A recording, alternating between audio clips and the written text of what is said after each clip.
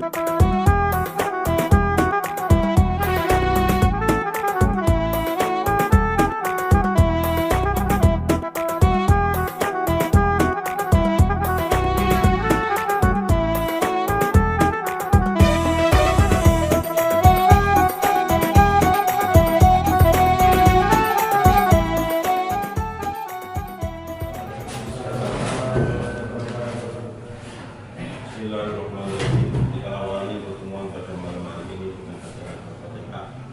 Semoga berjalan dengan lancar tanpa ada kendala apapun. Al-Fatihah. Bismillahirrahmanirrahim. Alhamdulillahirabbil alamin. Iyyaka na'budu wa iyyaka nasta'in. Shiratal ladzina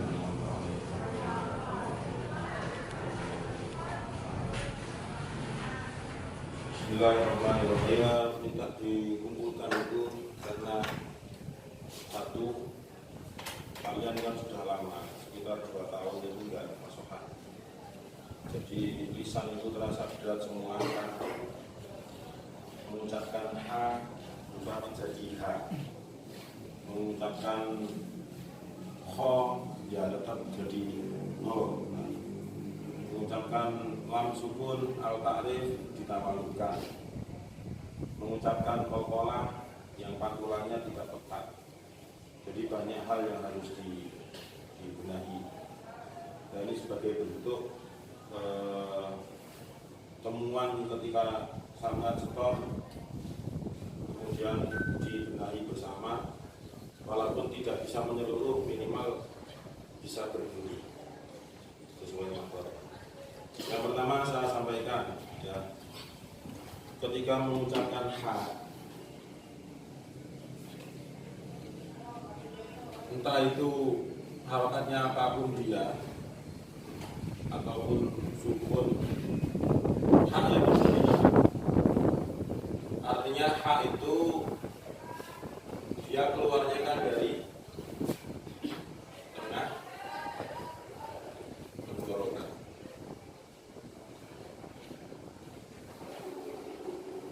Sama dengan air. Perlu diketahui tenggorokan itu dibagi menjadi 3 bagian. Yang pertama disebut dengan tenggorokan yang bagian bawah, kemudian tengah, kemudian ada yang atas. Yang bawah nanti ada hamzah sama H. Kemudian nanti yang paling ini atas itu adalah Kho dengan Boy. Ini yang saya sering mendengar, pengucapannya nggak sempurna, mesti cenderungnya ke sini, mesti cenderungnya ke H. Padahal ini sudah lain, makhrajnya itu sudah berbeda, walaupun dia tetap satu wilayah. Ini semuanya adalah disebut dengan apa jenenge al harful halku, yaitu huruf-huruf yang keluar dari tenggorokan. Makanya 6 huruf ini disebut dengan huruf halqiyah.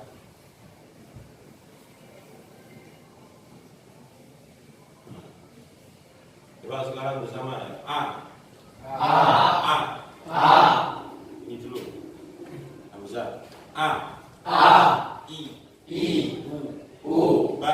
A. I. U. Ba. A. I. U. Ba. A. I. U. Ba. A. I. U. Ba. A. I. U. Ba. A. I. U. Ba. A. I. U. Ba. A. I. U. Ba. A. I. U. Ba. Terus A. I. U. Ba. A. I. U. Ba. A. I. U. Ba. A. I. U. Ba. A. I. U. Ba. A. I. U. Ba. A. I. U. Ba. A. I. U. Ba. A. I. U. Ba. A. I. U. Ba. A. I. U. Ba. A. I. U. Ba. A. I. U. Ba. A. I. U. Ba. A. I. U. Ba. A. I. U. Ba. A.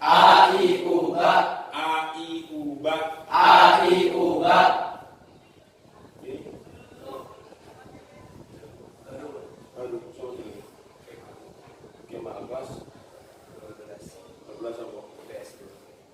Pindahan dari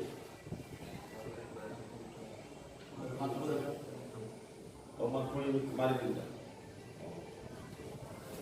Dulunya sanawiyah sampai sini enggak? Dari mana aslinya? Di Tangerang Selatan. A I U ba.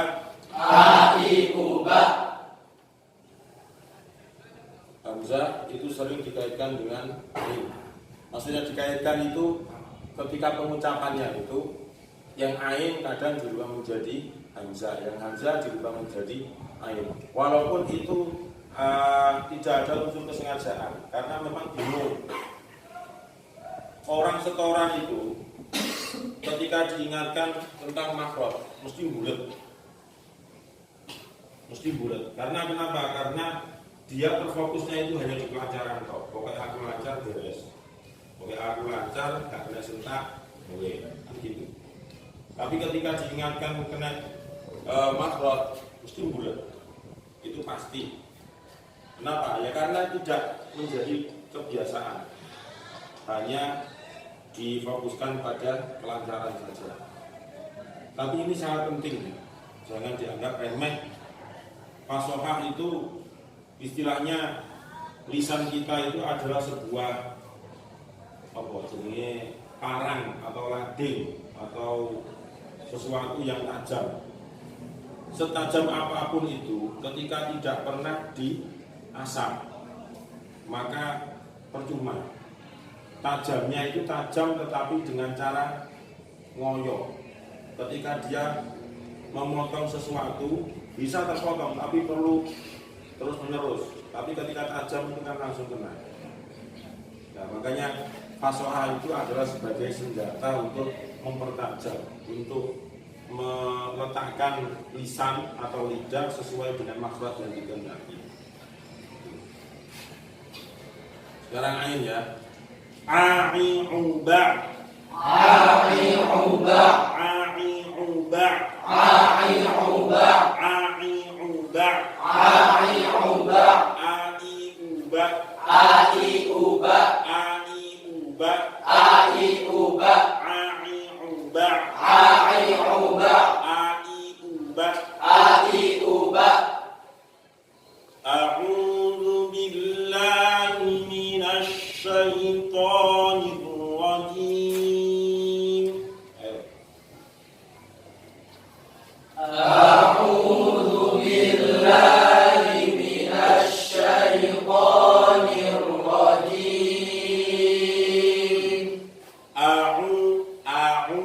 A'u perpindahan dari hamzah ke ain itu refleks, harus berbeda betul. Jangan ainnya berubah menjadi hamzah. A'u kan enggak pas. A'u ini dari tenggorokan yang bawah, kemudian ain berarti dari bawah naik ke tengah. A'udzu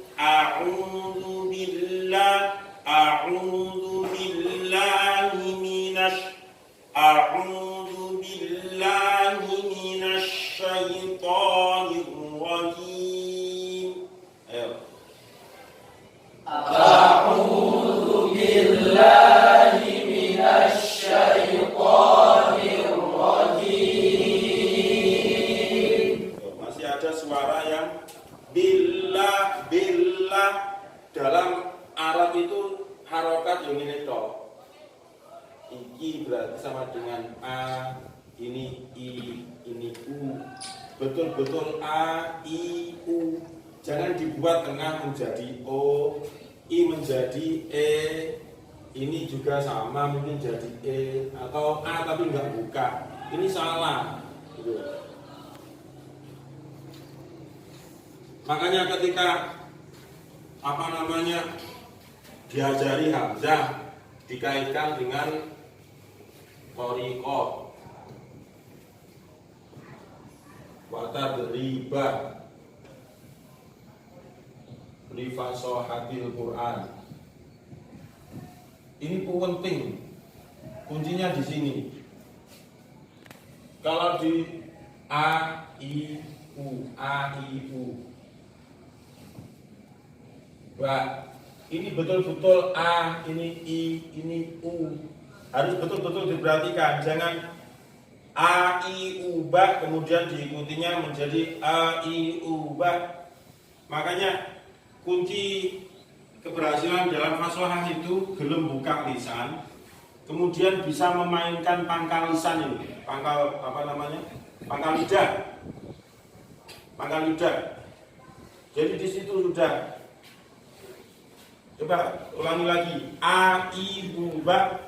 A, I, U, ba. Pokoknya gak gelem buka alamat itu wes, alamat angel tandanya. Betul angel. Selawase sampai mati sampai di liang lahat juga ya diubah ya begitu. Ketika ditalkin atau dituntun sakaratul maut itu nggak bisa fasih. Misalnya la ilaha illallah, mayit bilang setelah mayit maksudnya la itu ya nggak bisa. Itu kalau misalnya apa jenenge masuk per MHQ ya berkurang untuk apa namanya tuntunan mentalkin ketika menjelang mati, misalnya Zahir sakaratul maut, kemudian dituntun mengucapkan kalimat la ilaha illallah sama hakim ya. Kalau nggak pernah fasohah ya menjadi la ilaha, hakim yang muring-muring la lilulal nanti mati sempat fasohah bareng.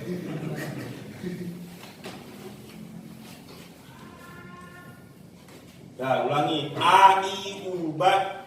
A, I, U, ba. A'udzu billahi minasy syaithanir rajim. A'udzu billahi minasy syaithanir rajim. Bismillahirrahmanirrahim. Bismillahirrahmanirrahim.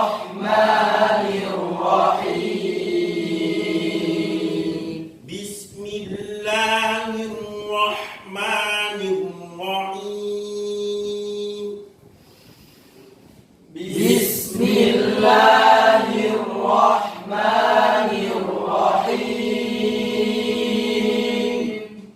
Alhamdulillahi Rabbil Alamin.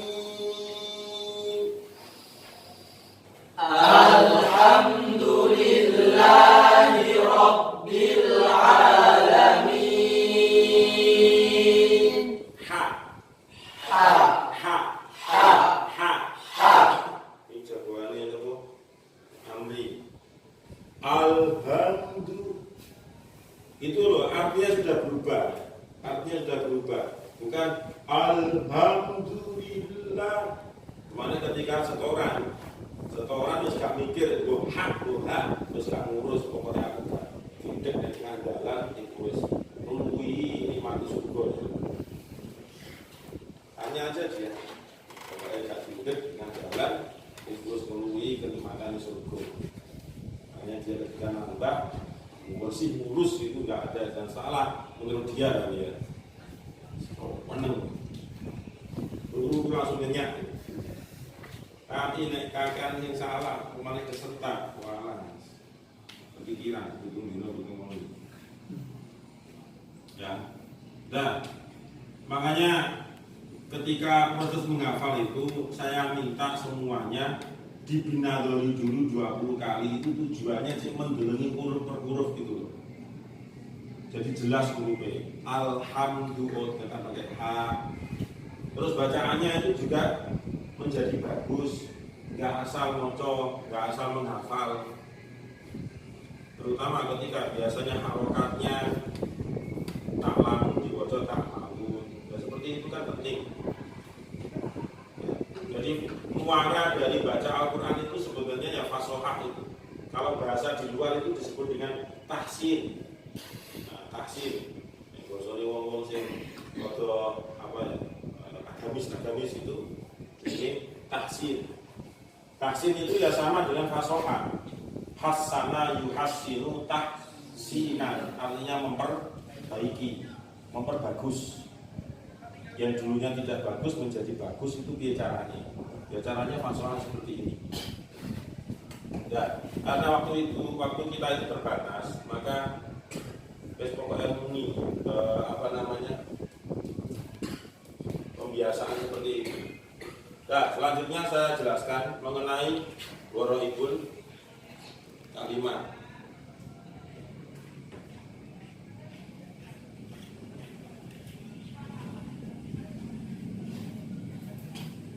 Ghoroibul Kalimat, Ghoroib itu kan jamak, ya, dari mufradnya Ghoribun.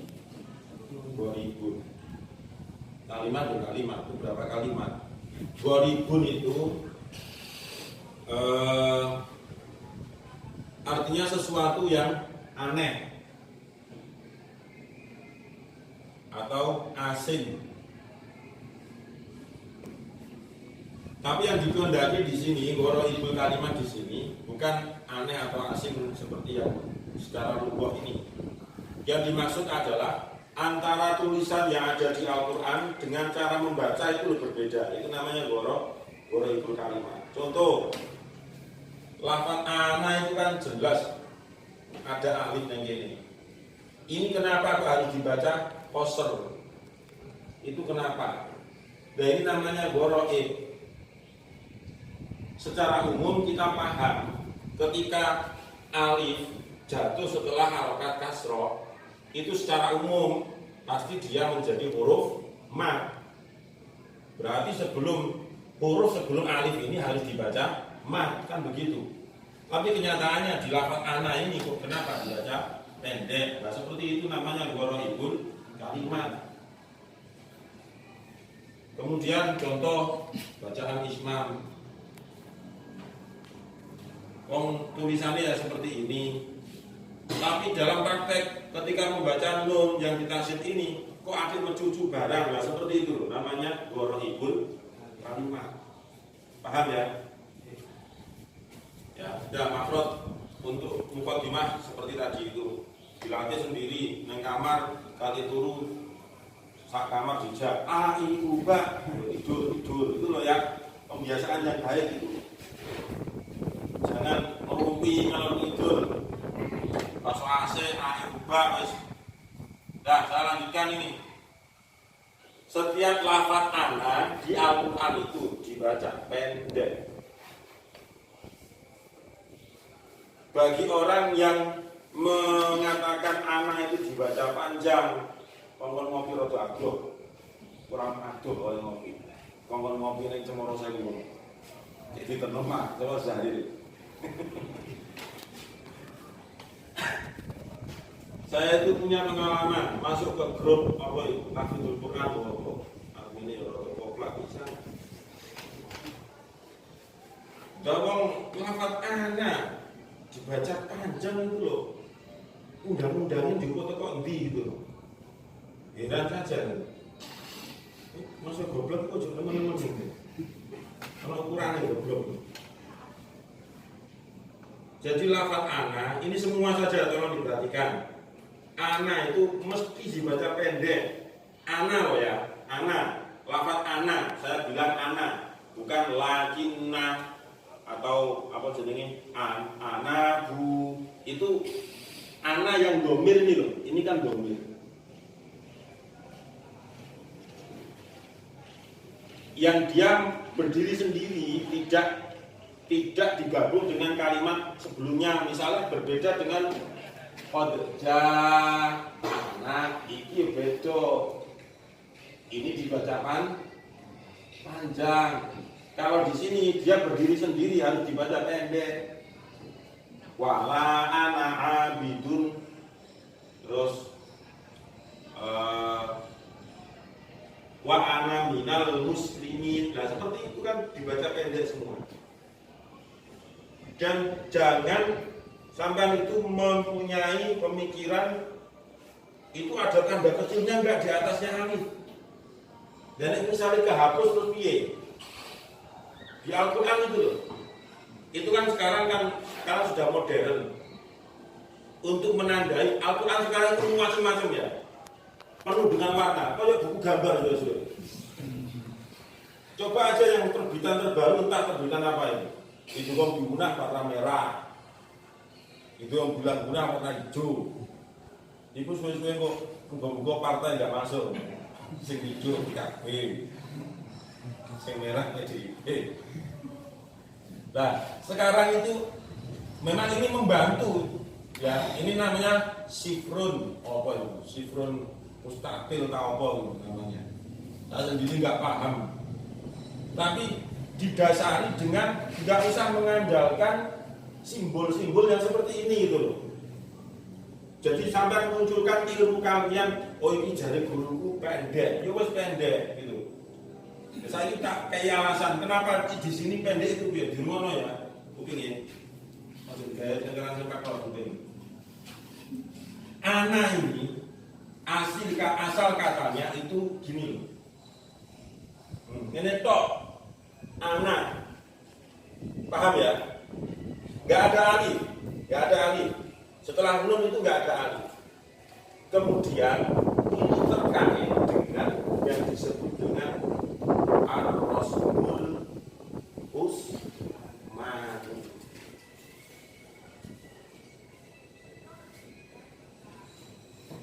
Yaitu penulisan ketika zaman Khalifah Utsman bin Affan. Karena pada waktu itu kan tanda-tanda seperti ini nggak ada, yang disebut dengan harokat atau asyaklu. Ini ketemu itu setelah masa sahabat yang diprakarsai oleh Imam Abdul Aswad Abu Ali itu.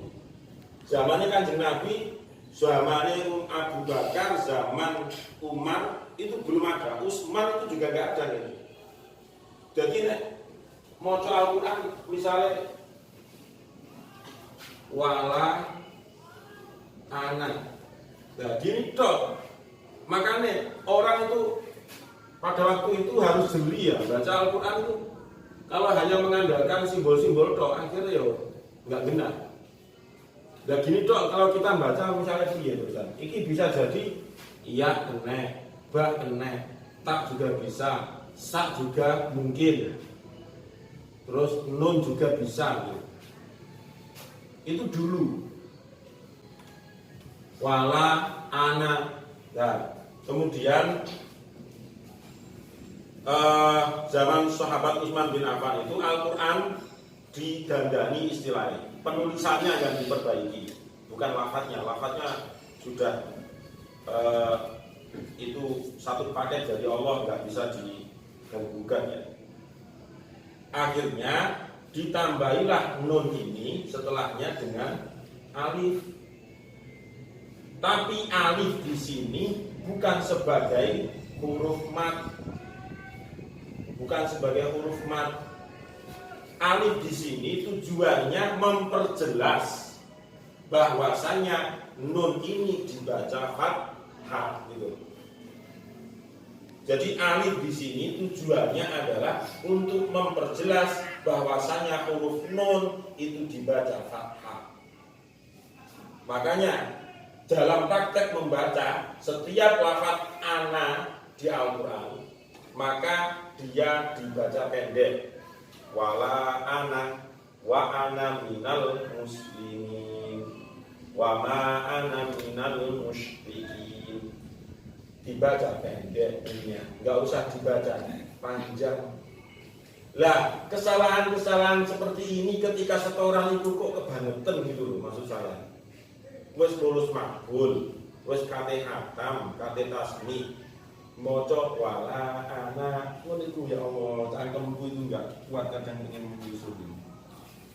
Nanti video direkam kok dikirimkan ke orang tua. Coba di pengisuan dari dulu tuh. Udah ya, paham ya? Paham? Nah, satu lagi sebelum saya akhiri.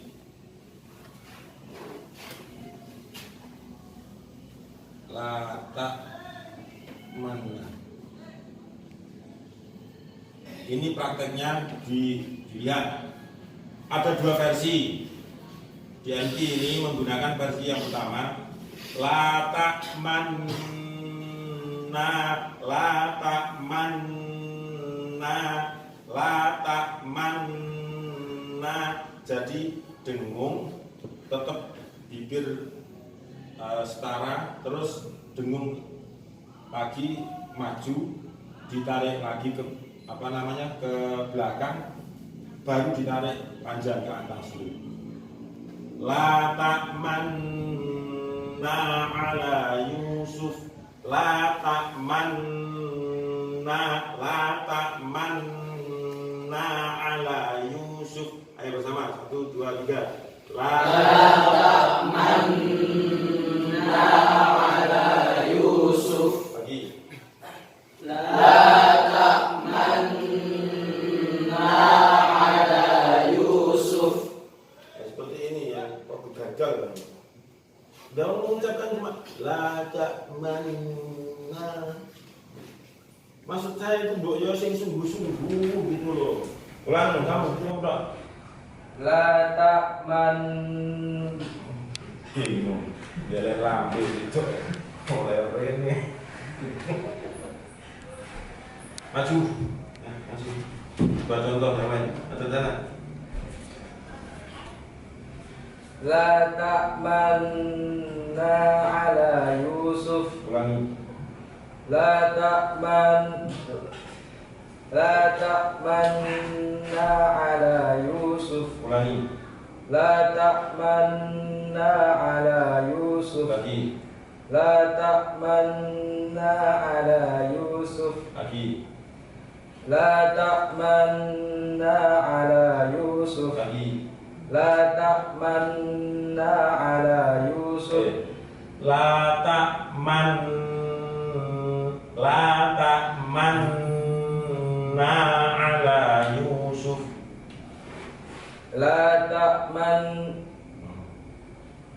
La ta'manna ala Yusuf. Dah, ayo praktek. La ta'manna ala Yusuf. Sekali jadi gitu loh. Orang bangun rumah itu sekali jadi lah enak. Kamu udah jadi kamu robohkan lagi.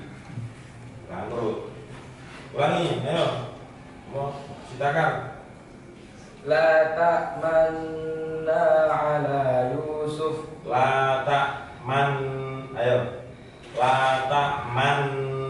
La ta'man. Wes. La ta'man. Lagi. La ta'man. La ta'man. Ayo. La ta'man. Ojo buku dia majukan.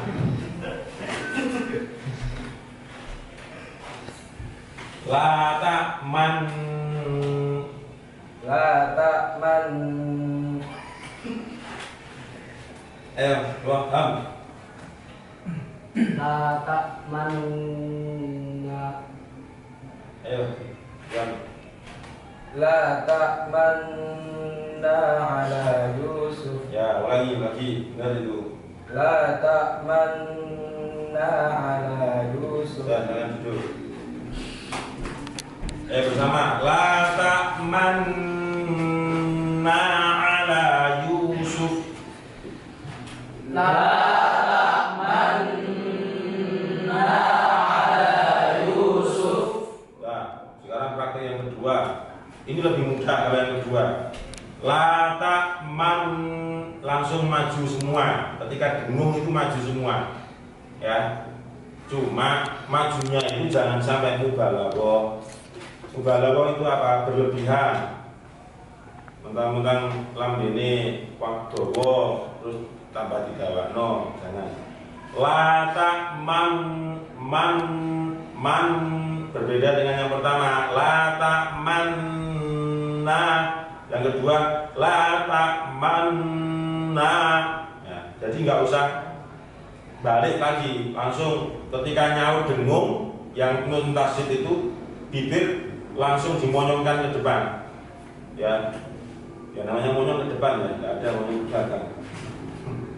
La ta'manna ala Yusuf. Ulangi bersama. La ta'manna ala Yusuf. La ta'manna ala Yusuf. La ta'manna ala Yusuf. Coba. La ta'manna ala Yusuf. Ini juga baru ini. Coba namanya. Kelas 11,3. Ayo. La ta'manna ala Yusuf. Ini juga baru. Kelas 12,4. 12,4. Dari mana aslinya? Kediri. Udah. Ayo. Tasbih. La ta'manna ala Yusuf. Ya, oke. La ta'manna ala Yusuf. Ulangi. La ta'manna ala Yusuf. Bersama. La ta'man yang kedua. La ta'manna ala Yusuf. Sudah ya. Diingat ada dua cara membaca di ismam itu. Yang pertama biasa, kemudian maju, ditarik belakang, baru ke atas. Yang kedua, ketika membaca dengung itu langsung maju ke depan bibirnya. Sekarang saya jelaskan ismam. Ismam itu artinya adalah memonyongkan bibir, memonyongkan bibir. Lah kenapa dibaca ismam? Ini asalnya adalah lata manuna.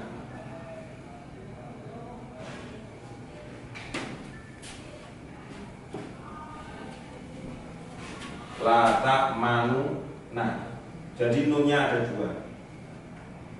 Kemudian nun yang berharokat rumah ini diidghamkan ke nun yang kedua di sini. Yang namanya idgham itu pasti ada tashdid. Karena kalau kita kembali ke definisi idgham itu kan bertemunya huruf yang mati dengan huruf yang hidup, sehingga ketika dibaca huruf tersebut seperti satu huruf yang bertashdid. Itu definisi idgham. Ya, kalau sudah diidghamkan ke nun yang kedua, maka ini kan sudah mati, nggak bisa. Dianggap dia sudah menyatu jadi satu di nun yang kedua dengan cara ditasydid. Nah, bacaan ismam ini muncul untuk menjaga asal kata yang sebenarnya adalah latah manu. Nah, nu itu kan ada dumah itu mencucu lah itu, paham ya? Jadi ismam ini asal mulanya karena dilihat dari asal katanya. Lata manuna. Loh, kenapa kok diidghamkan? Karena orang ajam, orang non Arab itu ketika mengucapkan dumah langsung nyambung fathah di huruf yang sama, berjejer seperti ini, berdampingan, itu agak kesulitan. Itu. Nah, namanya Al-Quran itu adalah faqra'u ma tayassara minhu. Jadi bacalah Al-Quran itu yang kamu anggap mudah, yang paling mudah yang mana gitu. Tapi yang jelas mudahnya itu adalah mudah melalui bacaan yang masih dianggap mutawatir. Ketika sudah tidak mutawatir, ya walaupun mudah tidak boleh. Nah, udah paham ya bacaan ismam? Nah, itulah bacaan-bacaan gharibul kalimat yang ada di riwayat Imam Hafiz an Asyir. Kita ngajunya di sini. Ini belum tentu di imam lain yang qiraah sab'ah atau qiraah 10 itu semuanya memakai seperti ini, belum tentu juga. Dah, ada pertanyaan terakhir Sebelum saya tutup, silakan yang mau bertanya.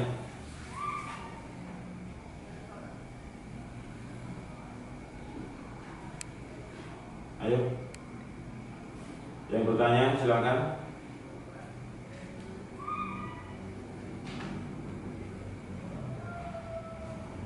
Nggak ada. Ya. Lo yang nomor tasdil Pak. Maunya saya ke sana cuma iki wis kebengian kok ndang. Ibu apa bener Pak?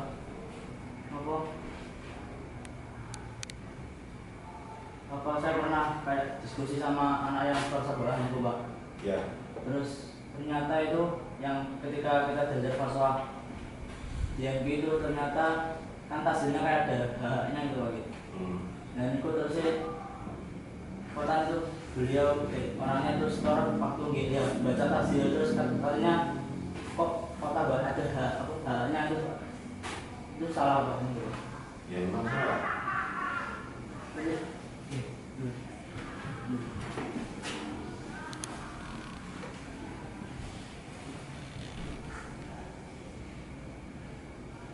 Bacaan tasdil itu di sini. Ngepaskan di sini itu susah. Tasdil itu kan berasal dari sahala yusahilu tasdilan. Jadi sahilul amri itu orang yang mempermudah perkara. Perkara sing ketok angel digawe mudah. Makanya suang teh masuk bulet gampang Pak Budi. Dah. H, betul H, jelas H-nya. Ini alif. Jadi bacaan tasdil itu bacaan yang pertengahan antara makhrajnya alif dengan makhrajnya H. Makhrajnya alif itu dari mana? Dari rongga mulut. Ya, dari rongga mulut. Makhrajnya H dari mana? Dari tenggorokan yang bagian bawah.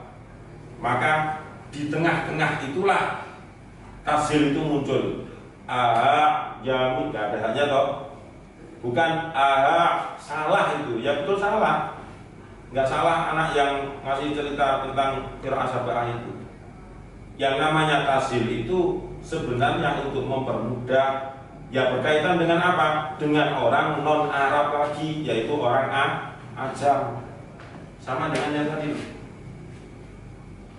Cek gaweno gampang supaya ketika hamzah berharokat fathah bertemu dengan ain yang sukun, apalagi hamzahnya itu jejer dua berdampingan langsung nek gak biasa mesti susah. Makanya yang kedua itu wes digawe tengah-tengah ain dalam membaca loh ya. Yang kita bahas itu dalam membaca, bukan dalam menulis. Nek menulis Al-Quran enggak kena diotak-atik seperti yang di mushaf itu tulisannya. Jadi dalam praktek dia harus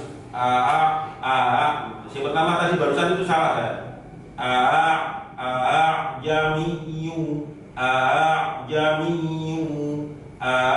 Jami'u wa arabi wa arabi. Nek dibaca salah. Atau itu juga cenderung ke alif yang berharokat, itu juga salah. Berarti mungkin tidak menempatkan tenggorokan cek pas mungkin itu susah, sulit. Perlu pembiasaan. Tengah-tengah. Yang namanya tengah-tengah kan ya gak ini gak rono kan gitu. Harus adil. Ya menyeimbangkan itu yang sulit gitu. Paham ya? Yang di juz 24 surat Fussilat itu.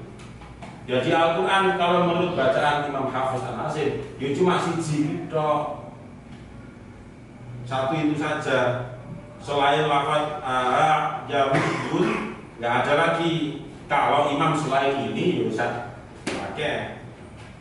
Contoh aan tahum itu kemungkinan juga dibaca tasdil. Atau Imam Hafiz Al-Asim bisa selain ajamiyun itu bisa, cuma tidak berhukum wajib gitu. Ya, tidak berhukum wajib. Coba praktek tasil. Ajamiyun wa arabi.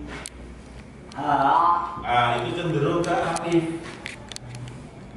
Kalau alif itu kan berarti di sininya terlalu naik ke atas, itu diturunkan dikit. Coba. Lagi. Itu alifnya. Nah, nek pengen latihan pas itu gimana? Tapi dikurangi terus lah gitu. Misalnya jamiyu dikurangi lagi, jamiyu dikurangi lagi, terus gak ketok ya.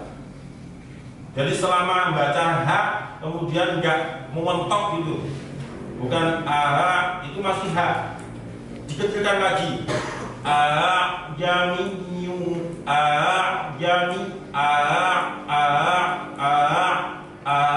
jamiyu wa arabi. Ayo, inam. Ajamiyyu wa arabi. Dikurangi lagi haknya. Ajamiyyu wa arabi. Ditambahi sedikit, diturunkan. Itunya tenggorokan. Ajamiyyu wa arabi. Itu dominan hak masih yang terakhir. Ulangi. Ajamiyyu wa arabi. Ya, insya Allah kita sambung pada kesempatan yang lain. Semoga bermanfaat untuk kita semua. Mari kita tutup dengan bacaan Al-Fatihah. Semoga semuanya sehat, semuanya lancar dalam proses menghafal. Bagi yang sudah hafal, semoga diberi kelancaran dalam proses tasmi. Amin ya rabbal alamin. Al-Fatihah. A'udzubillahi minasyaitonir rajim. Bismillahirrahmanirrahim. Alhamdulillahirabbil alamin. Iyyaka na'budu wa iyyaka nasta'in. Ihdinas siratal mustaqim. Siratal ladzina an'amta 'alaihim ghairil maghdubi 'alaihim waladdallin. Terima kasih. Mohon maaf jika ada perkataan yang kurang berkenan, jika ada perkataan yang kasar dan sebagainya. Mohon maaf. Dan jika ada penjelasan yang kurang pas juga mohon maaf.